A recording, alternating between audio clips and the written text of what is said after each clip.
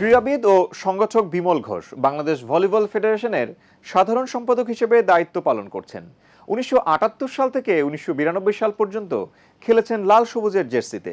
ফেডারেশনের দায়িত্ব পাওয়ার পরেই ভলিবলের হারানো গৌরব ফিরে পেতে চেষ্টা করছেন তিনি।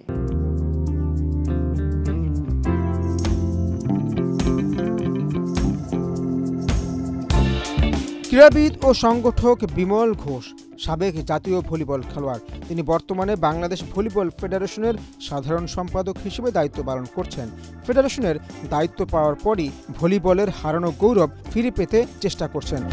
প্রথমেই আমি বলে নিই, আমরা যখন এই দায়িত্বভার গ্রহণ করি ফেব্রুয়ারি ২ তারিখে এবছরই, আমরা এসে তারুণ্যের উৎসব একটা কম্পিটিশন আমরা পেয়েছি। সেটাকে আমরা সফলভাবে করতে পেরেছিলাম খুব অল্প সময়ের ভিতর। পরবর্তীতে আমরা মেয়েদের একটা খেলা চালাই, এখানে মেয়েদের জাতীয় পর্যায়ের খেলা। সেটা তো আমরা আর্থিক আমাদের খুবই টানাপোড়েন ছিল, যেহেতু আমরা কোনো স্পন্সর পাইনি।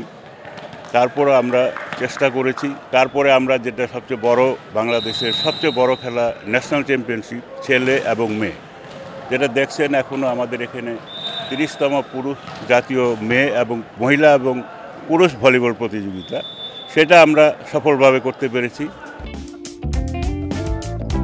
বিমল ঘোষ জাতীয় পর্যায়ে ভলিবল খেলায় অবদান রেখেছেন। তিনি ১৯৮৮ সালে বাংলাদেশ বিমান বাহিনীতে যোগ দেন এবং সেখানেও ভলিবল খেলেছেন। তিনি ১৯৯৮ সাল থেকে জাতীয় ও আন্তর্জাতিক পর্যায়ে ভলিবল খেলে দেশের জন্য সুনাম বয়ে এনেছেন। এই সাবকন্টিনেন্টের মোটামুটি সবগুলো দেশে খেলতে গিয়েছি। পরে কোরিয়াতে একটা কম্পিটিশন ছিল, গিয়েছি। ব্যাংককে গিয়েছি, জাপান গিয়েছিলাম। ওখান থেকে আমরা ঘুরে অনেক রাশিয়া গিয়েছিলাম। নানা দেশে আমরা তখন ভ্রমণ করতাম। ভ্রমণ নয় ঠিক, আমরা কম্পিটিশন খেলতে যেতাম। আর কিছু গুডউইল টোরও ছিল, সেগুলো আমরা গিয়েছি। ইসলামিক গেমসে গিয়েছি, টার্কিশ।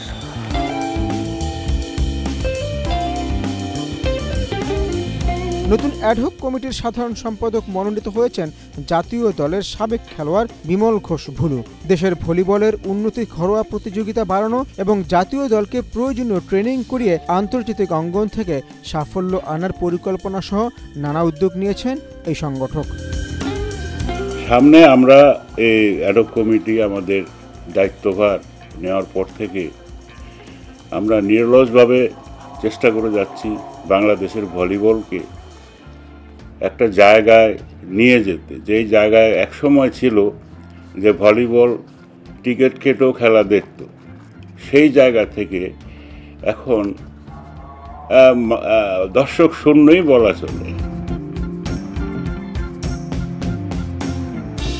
আমরা আশা রাখবো, আমরা থাকি আর না থাকি, আমরা যেটা গাইডলাইন দিয়ে যাব ভলিবলের জন্য, পরবর্তীতে যারা আসবেন তারা যেন এটাকে অনুসরণ করে এই ভলিবলকে, অন্তত বাংলাদেশের এই গ্রামগঞ্জের খেলাটাকে জিয়ে রাখতে হবে। এবং শুধু এখন গ্রামগঞ্জের খেলা বললে হবে না, বিশ্বের ২২০টি দেশেরও বেশি এই ভলিবল খেলা খেলে।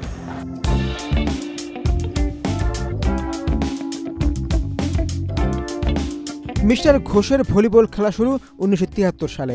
ঢাকায় খেলেছেন ১৯৭৪ সাল থেকে। প্রথমে খেলেছেন মিতালি সংঘ নামের একটি ক্লাবে, সেটা ওয়াবদারি একটি টিম ছিল। তারপর চলে যান ভিক্টোরিয়াতে। ওই বছরই লাবুস্কাস নামের একজন জাপানি কোচ আনা হয়েছিল জাতীয় দল গঠনের জন্য। এরপর জাতীয় দলে জায়গা করে নেন বিমল ঘোষ। সে সময়ে জাতীয় দলের হয়ে দাপটের সঙ্গেই খেলেছেন। জীবনে শুরু করেছিলাম ক্লাস 8-এ যখন পড়ি,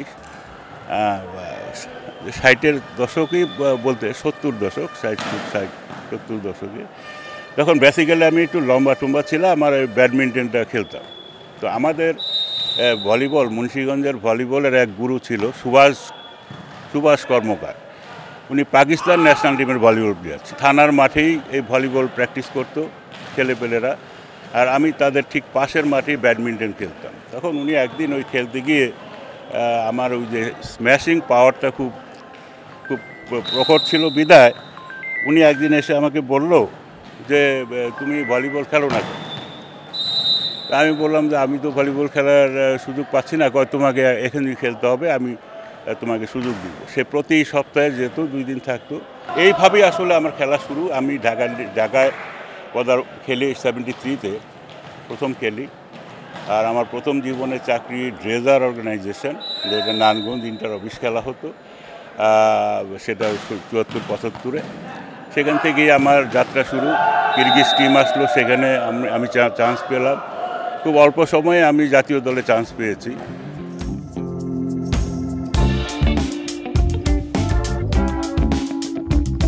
1978 সালে প্রথম বাংলাদেশ গেমস হয়। তখন বিমল ঘোষ ঢাকা বিশ্ববিদ্যালয়ের শিক্ষার্থী। ওয়াবদায় চাকরি করতেন। ঢাকা বিশ্ববিদ্যালয় দলে খেলার জন্য চাকরি ছাড়তে হয়েছিল তাকে।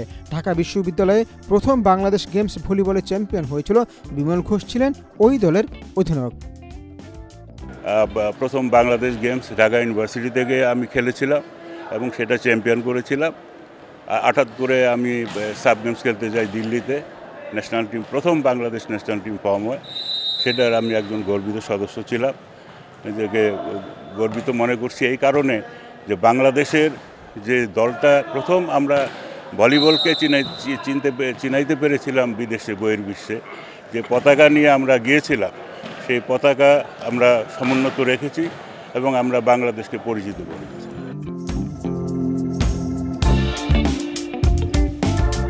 1978 সাল থেকে 1992 সাল পর্যন্ত খেলেছেন লাল সবুজ জার্সিতে।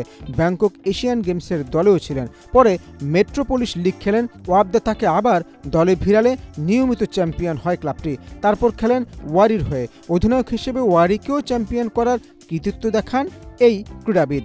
খেলোয়াড়ি জীবনে বিমল ঘোষ নানা খেলায় শ্রেষ্ঠ খেলোয়াড়ের পুরস্কার পেয়েছেন, কিন্তু এখন পর্যন্ত জাতীয় ক্রীড়া পুরস্কার পাননি। জাতীয় দলের সাবেক এই অধিনায়ক ও সংগঠকের জাতীয় ক্রীড়া পুরস্কার না পাওয়ার আক্ষেপ ও অতৃপ্তি এখনও বয়ে বেড়াচ্ছেন।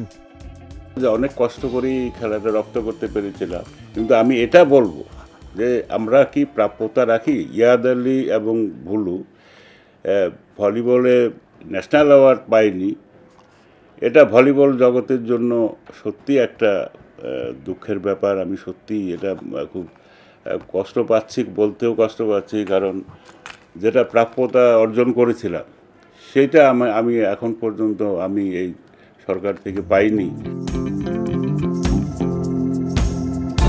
যথাযথ কর্তৃপক্ষ বিষয়টি বিবেচনায় নেবেন এবং বিমল ঘোষের আক্ষেপ খুঁজবে।